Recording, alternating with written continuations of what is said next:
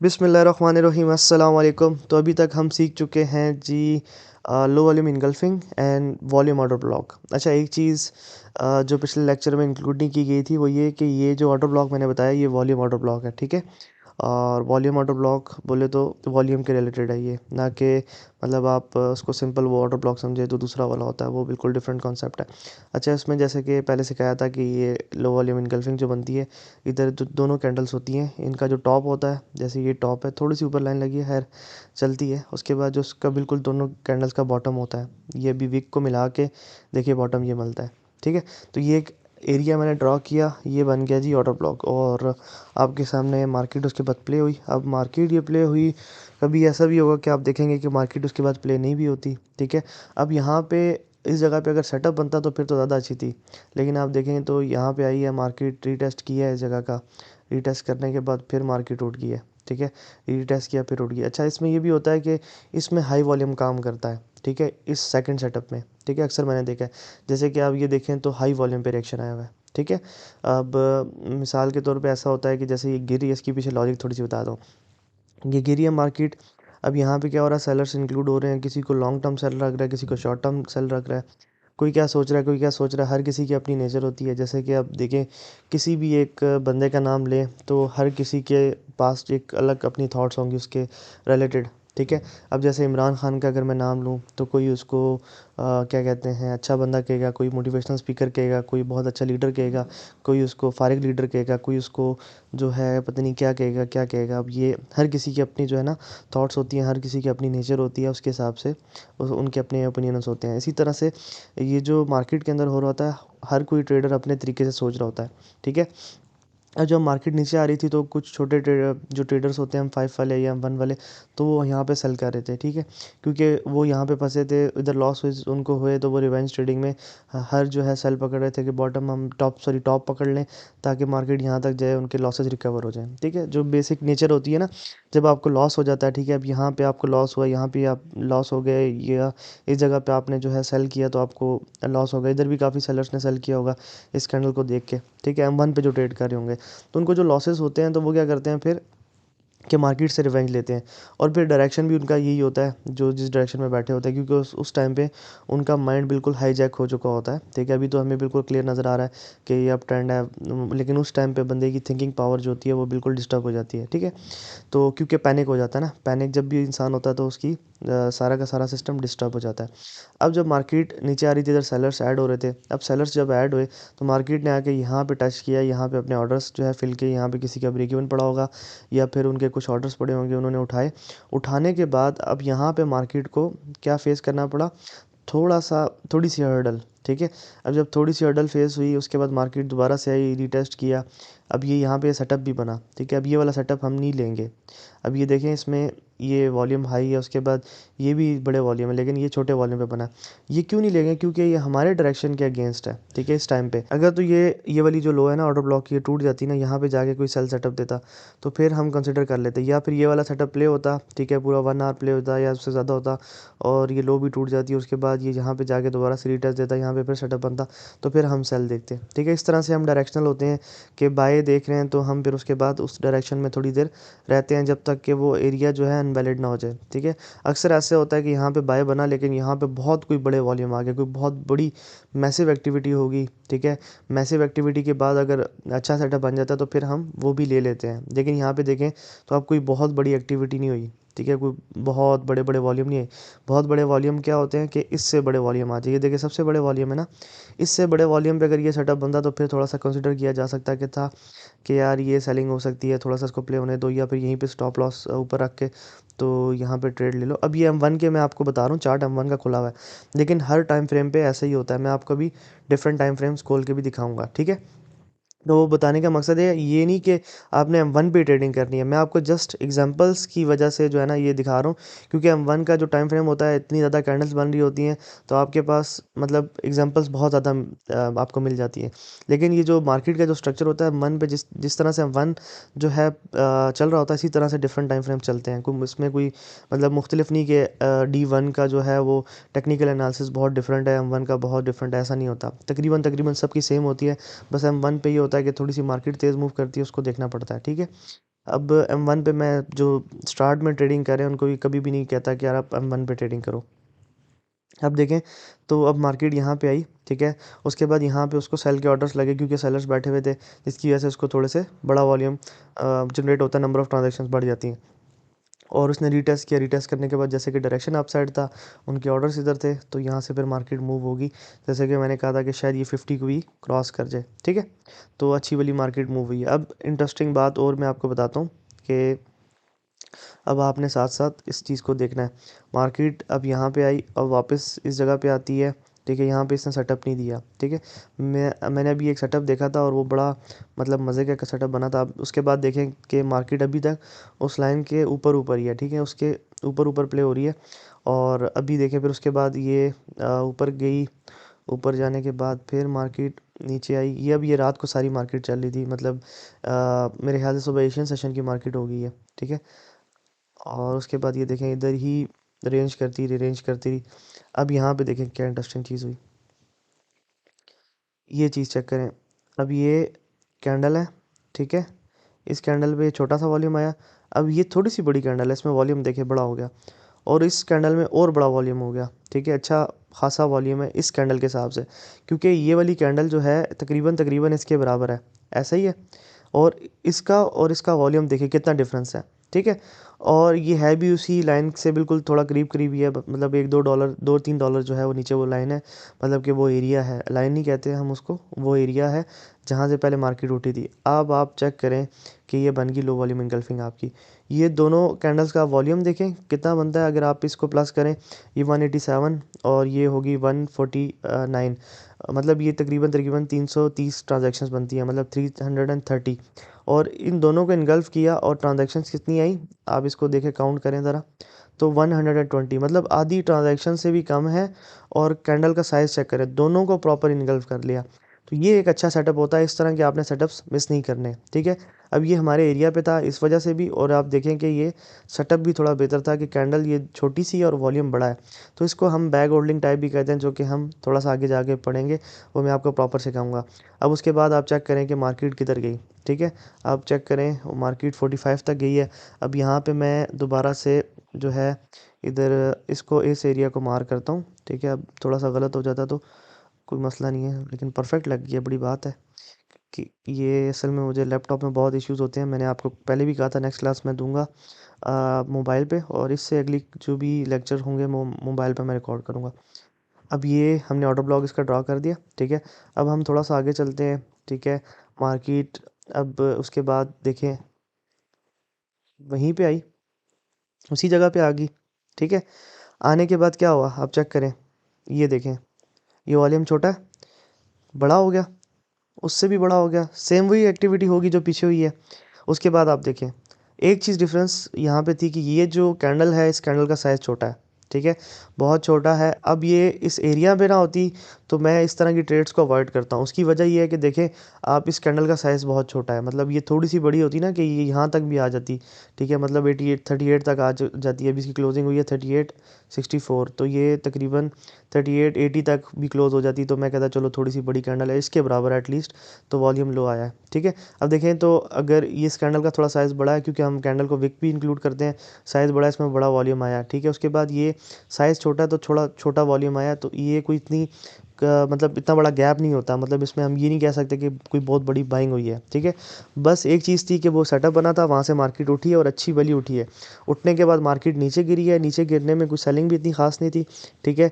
और आप देखें तो उसके बाद यहाँ पे आके उसी जगह पे टच करके ये एक किस्म का 2 बार सेटअप बन गया, ठीक है। अब जब आप ऑर्डर ब्लॉक को ट्रेड कर रहे होंगे ना, वॉल्यूम ऑर्डर ब्लॉक को, तब आपने बहाना ढूंढना है, ठीक है। आप अपने रूल्स में ये भी लगा सकते हो कि यार ऑर्डर ब्लॉक पे जब तक सेटअप नहीं बनेगा तब तक मैं ट्रेड नहीं लूँगा। या आप ये भी कर सकते हो कि यार कोई रिजेक्शन बनती है तो मैं तब भी ट्रेड ले लूँगा, ये आपकी मर्ज़ी है, ठीक है।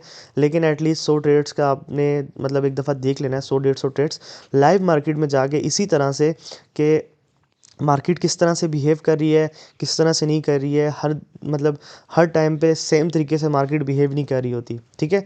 तो अब आप देखें तो यहाँ पे सेटअप बना, ठीक है, मतलब ये छोटा सेटअप है, कोई इतना खास नहीं है जिसको मैं कहूँगा हाई प्रोबेबिलिटी का सेटअप। वो जो पीछे बना था इसी का जो ऑर्डर ब्लॉक पे बना उसको मैं कहूँगा हाई प्रोबेबिलिटी सेटअप, क्योंकि उसने इन दोनों कैंडल्स को इनगल्फ किया और वॉल्यूम देखें आधा था। इसने इतना कोई ख़ास नहीं मतलब सिस्टम क्रिएट किया।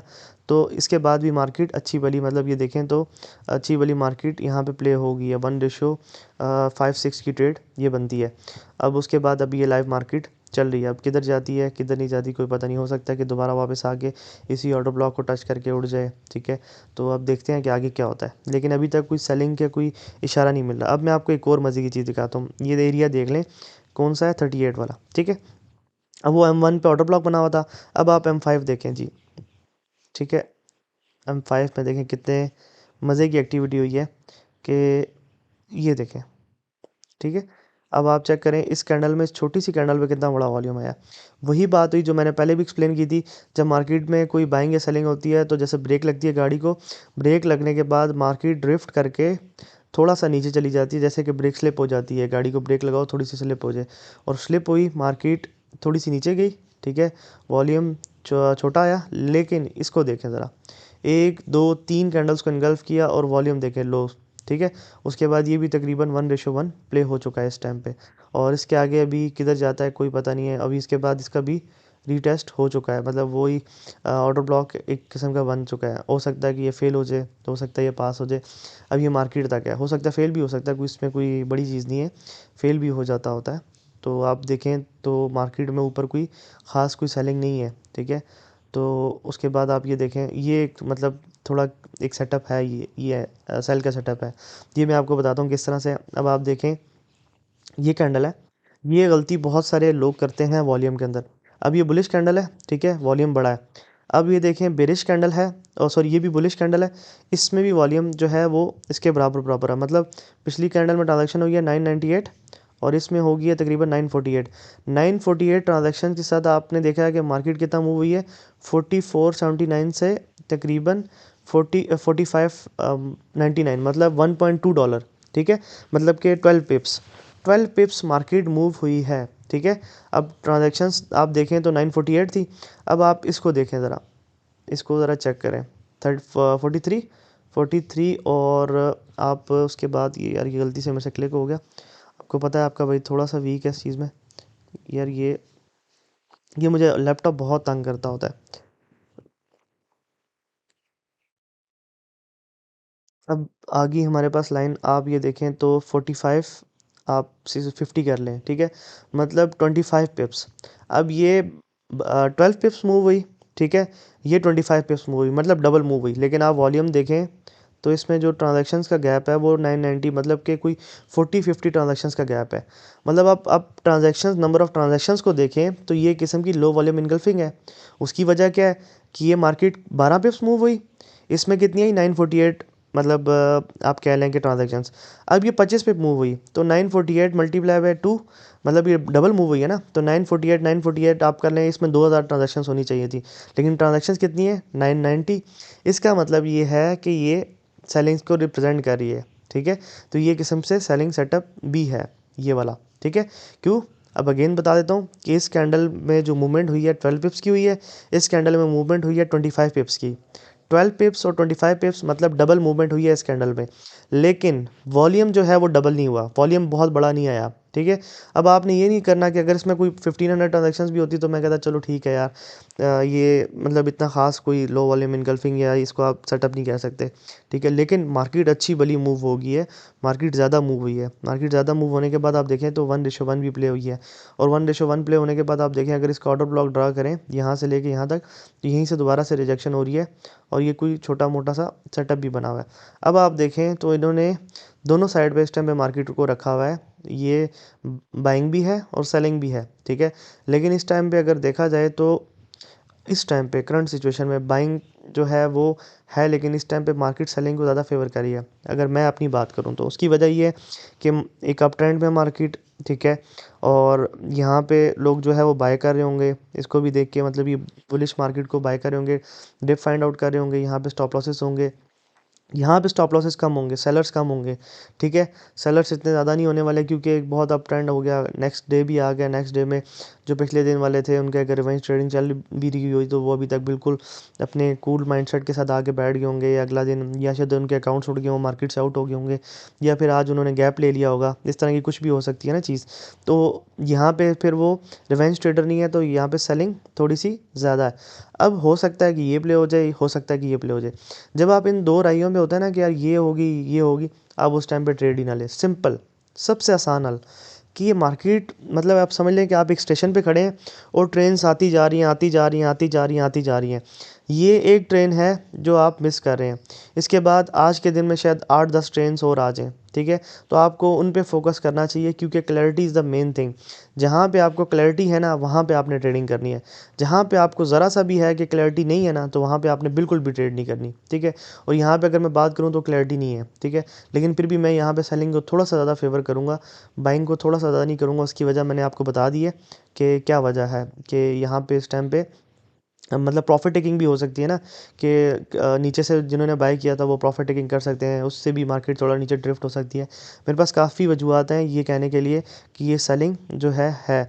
बाइंग को कहने के लिए मेरे पास वजूहत कम हैं, तो इस वजह से मैं थोड़ा सेलिंग को ज़्यादा फ़ेवर दे रहा हूँ। लेकिन मैं देखूँगा कि मार्केट क्या करती है, सेटअप को फ़ेल करती है, दोबारा से कोई बाइंग देती है तो फिर मैं एंटर होने की कोशिश करूँगा, या फिर इस सेटअप को फ़ेल करती है और थोड़ा-सा नीचे जाती है, या फिर इधर भी नीचे चली जाती है, या फिर कल के ऑर्डर ब्लॉक के पास जाके वहाँ से भी बाइंग देती है, तो फिर मैं उसको कंसिडर करूँगा, ठीक है?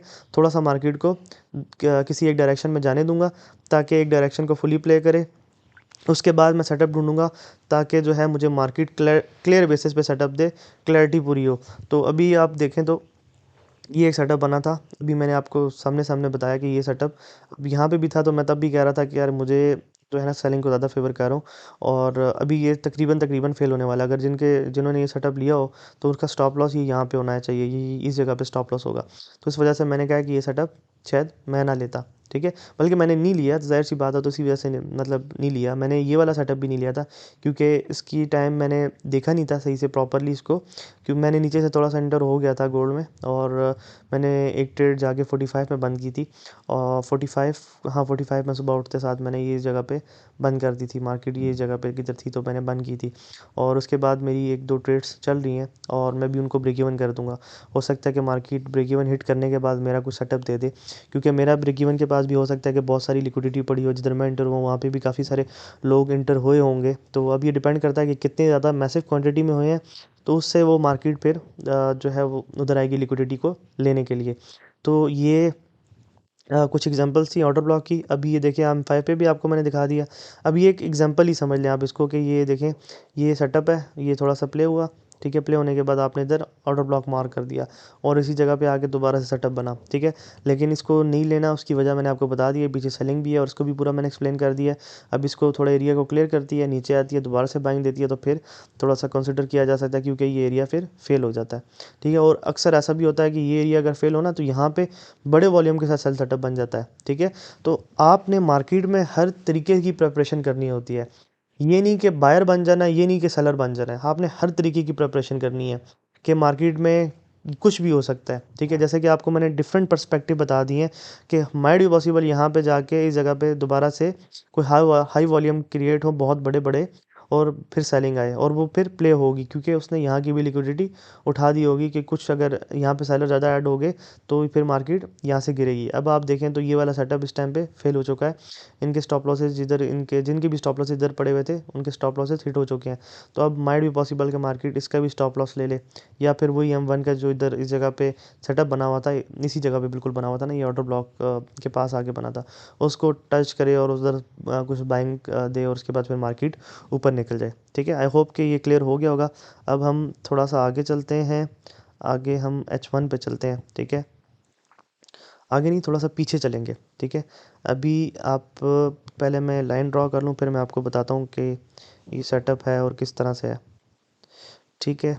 अब ये दो कैंडल्स थी, ठीक है? ये लो वॉल्यूम इनगल्फिंग, और दो कैंडल्स का मैंने ये टॉप था और ये बॉटम आ गया, ठीक है? थोड़ा सा ऊपर लगी है, खैर आप सेट कर लेना अपने लिए जब भी आपने ऑर्डर ब्लॉक मार्क करना हो। अब आप देखें तो क्या हुआ, ठीक है? अब ये कैंडल देखें, इसमें वॉल्यूम बड़ा है, ठीक है? अब आप चेक करें तो करीबन कोई 19,000 ट्रांजैक्शंस हुई हैं, अच्छी वाली कैंडल है। अब उससे कम साइज़ की कैंडल है और उसमें उससे भी बड़ा वॉल्यूम आ गया और पीछे सबसे बड़ा वॉल्यूम है, ठीक है? इसके बाद ये सबसे बड़ा वॉल्यूम आया यहाँ पे जाके। लेकिन अगर पीछे देखा जाए तो ये सबसे बड़ा वॉल्यूम ये यहाँ पे आया और उसके बाद इसमें भी अगर आप देखें ये वाली कैंडल छोटी-सी है, ठीक है? तो उसमें वॉल्यूम आप चेक करें कितना मतलब बड़ा है। अब आप ये देखें ये इसकी सेम साइज़ की कैंडल है। इसमें वॉल्यूम देखें कितना है और इसमें वॉल्यूम देखें कितना है, बड़ा वॉल्यूम है। उसके बाद आप चेक करें कि लो वॉल्यूम उससे भी कम वॉल्यूम पे उसके तकरीबन इसके तकरीबन सेम साइज़ की इनगल्फिंग कैंडल बन गई।